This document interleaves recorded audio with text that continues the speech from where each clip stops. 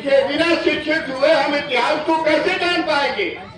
आप इतिहास उठाकर देखिए, इस मुल्क में जो दलित, पिछड़े, दबे, कुचले, शोषित, वंचित समाज के लोग हैं, आज वर्तमान में जिनका जीवन है,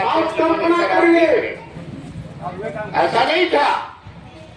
आज समय लोग कहते हैं विकसित भारत, आज डिजिटल जमाना हो गया है, हर काम मोबाइल से हो रहा है, परंतु इसके बावजूद आप सर्वे करिए, आत्मचिंतन करिए, तो आपको ये मिलेगा इस विकसित भारत में, इस नव चेतना के युग में आज भी आपके समाज के लोगों की हालत बद से बदतर है। आज भी समाज में जो स्थिति और परिस्थितियां हैं वो बद से बदतर है। आपको इसको मानना पड़ेगा। आज भी अभी सर्वे हो जाए तो आपके परिवार में कितना एजुकेशन है, कितना शिक्षा है और कितनी नौकरी है, ये सब पता चल जाएगा। उनका नामांकन हो गया विद्यालय में अन्य वर्गों की अपेक्षा, जबकि बाबा साहब के दिए हुए रिजर्वेशन के बाद बाबा साहब ने जब संविधान बनाया, 3 साल लगाया, अथक परिश्रम किया,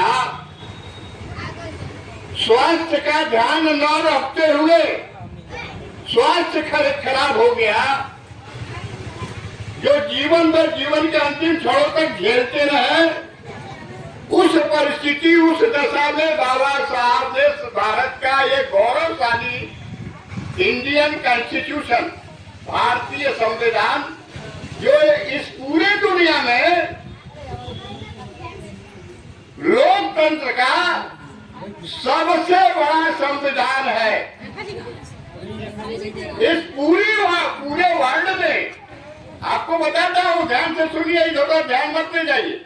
इस पूरी दुनिया में वर्ल्ड के यानी विश्व के तमाम ऐसे बड़े सारे देश हैं जिनका अपना कॉन्स्टिट्यूशन है, संविधान है, लोकतांत्रिक संविधान है, परंतु उसके बावजूद अगर सारे संविधानों से तुलना किया जाता है तो इस पूरे विश्व के सारे लोगों का ये मत है और सारे लोगों का ये मानना है कि भारत का संविधान, जिसको डॉक्टर अम्बेडकर ने बनाया, वो सबसे सुंदर, सबसे अच्छा, सबसे बेहतर और सबसे सरल भाषा में लिखा हुआ संविधान है, जो उस मुल्क की आवाम, उस मुल्क की जनता के जीवन के पगपग के बारे में, हर पहलू के बारे में उसका उल्लेख डॉक्टर अम्बेडकर ने किया।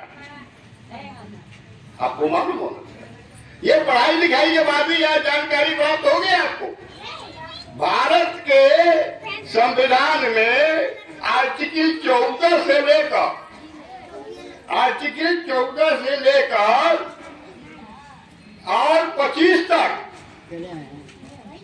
फंडामेंटल राइट लिखा है डॉक्टर अम्बेडकर ने। फंडामेंटल राइट, जिसको हिंदी में मौलिक अधिकार कहते हैं।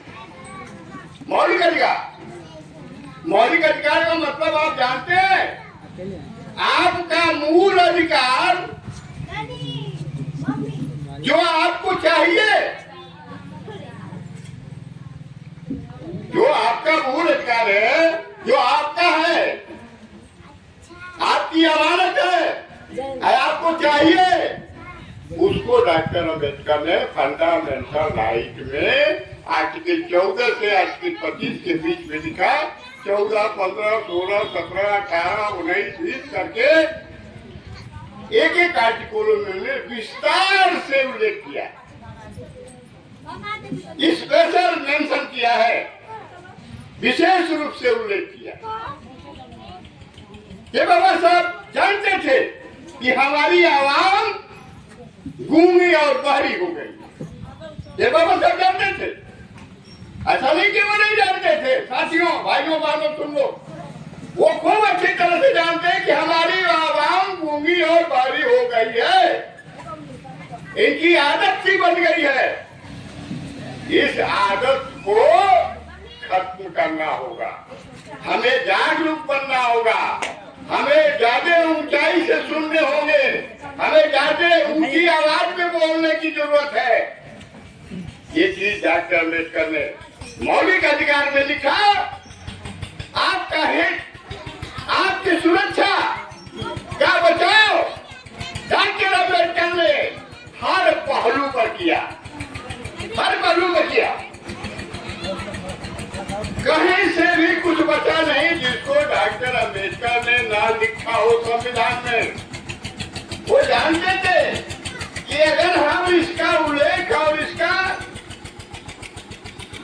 वो मेंशन नहीं करेंगे कि आगे जो जितने चारों तरफ कांग्रेसी और मानववादी और ब्राह्मणवादी व्यवस्था के लोग हैं, वो कतई नहीं चाहेंगे इस देश की सरकार बनाने वाले लोग, इस देश को चलाने वाले लोग, 85% लोग के बल पर जो सरकारें बनती आ रही है और बन रही हैं, उसी सत्ता में बैठे हुए लोग कतई चाहते नहीं है कि इनका हक इनको दिया जाए या इनका हक इनको मिले।